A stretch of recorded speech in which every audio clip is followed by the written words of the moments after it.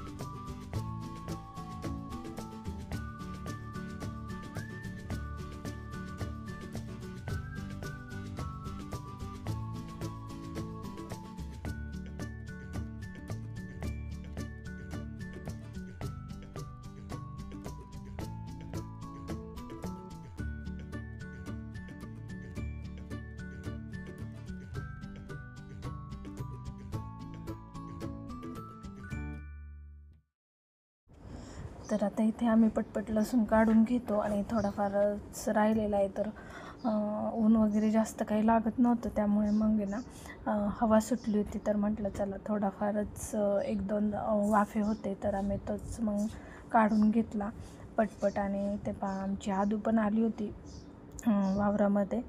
तर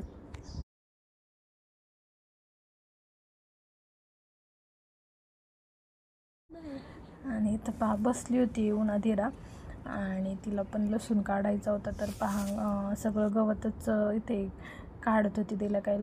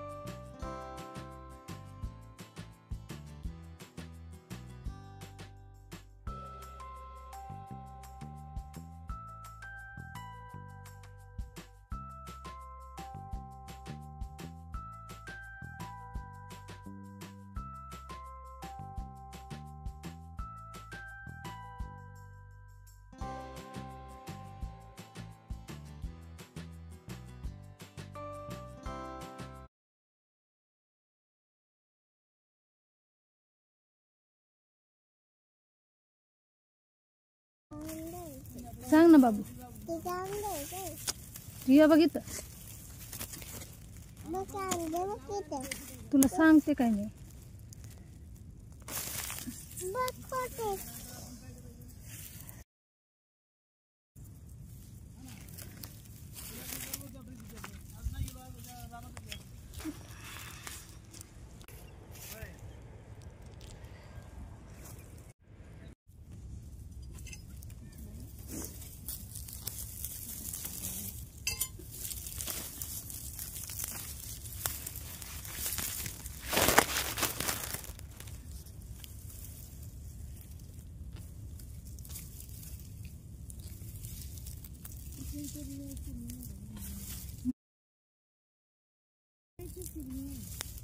हा ना गरम होते.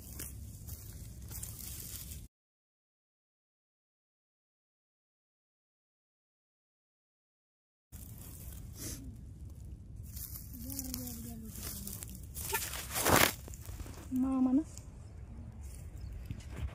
चलत गेलो गाडीने.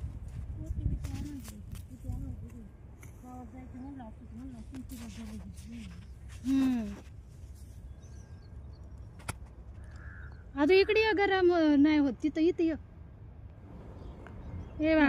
तू बाटलीचं झाकण काय करत. तर इथे आता हेमा पण आली होती. अजून एकच एवढा वाफा राहिला होता तर ती पण आली आणि मग काढू वगैरे लागली एवढा वाफा. तर मग झालं लसूण. तर आमचं इथं लसूण झालेलं आहे काढून पहा. पूर्ण लसणाचं वावर पूर्ण मोकळं झालेलं आहे आणि त्यानंतर आता पोत्यामध्ये भरून घरी नेणार आहे गाडीवर. तर सर्व लसूण आता आणून आहे ना इथे समोरच झाडाखाली टाकलेला होता पहा. आणि या पद्धतीने ना आता असे व्यवस्थित रचून ठेवायचे सर्व, त्याची घाण वगैरे काढून. आणि त्यानंतर मग दुसऱ्या दिवशी आम्ही गड्डे व्यवस्थित बांधून ठेवणार आहे. त्यानंतर ना पहा दुसऱ्या दिवशी सकाळी हा व्हिडिओ आहे. तर छान अशी इथे पूजा वगैरे केली होती, देवपूजा.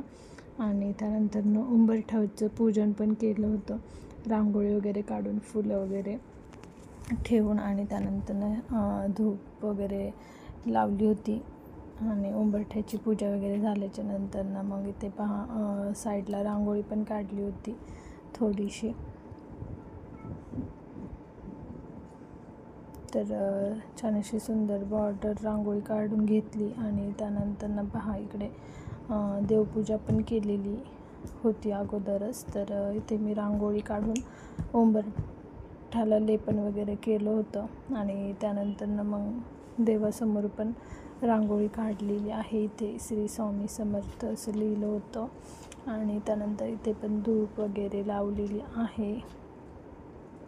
तर छान अशी देवपूजा इथे झाली होती.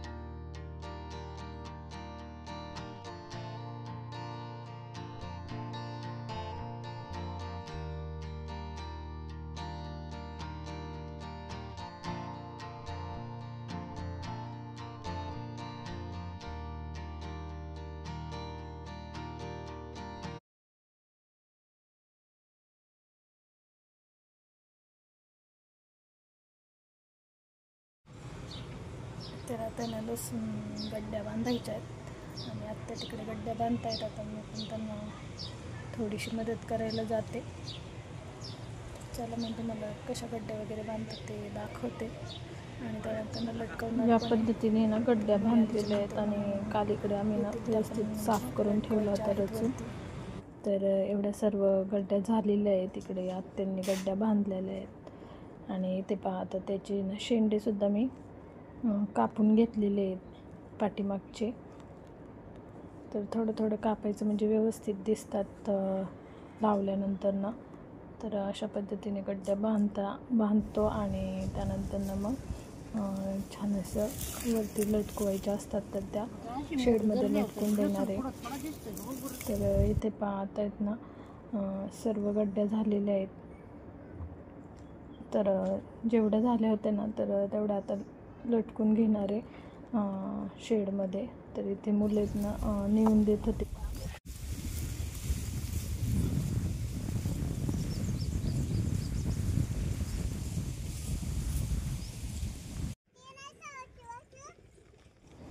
त्यानंतर दुपारी जेवढा झाला होता ना तेवढा सर्व अडकवलेला होता लसूण. आणि त्यानंतर थोडाफार जो राहिला होता ना तर मुली 3 वाजता आल्याच्या नंतर त्यांनी पण मदत केली, नेऊन दिलेला आहे.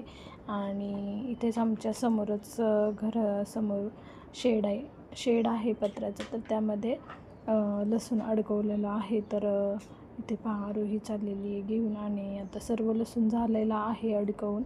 तर कसा वाटला व्हिडिओ नक्कीच कमेंट करून सांगा. आणि इथे मी ना इथे वरती टेरेसवरूनच हा व्हिडिओ घेतलेला होता. तर दिसत आहे का हा लसूण. तर इतका सगळा आमचा लसूण झालेला आहे. तर वर्षभरासाठी असंच आम्ही व्यवस्थित टिकवून ठेवतो.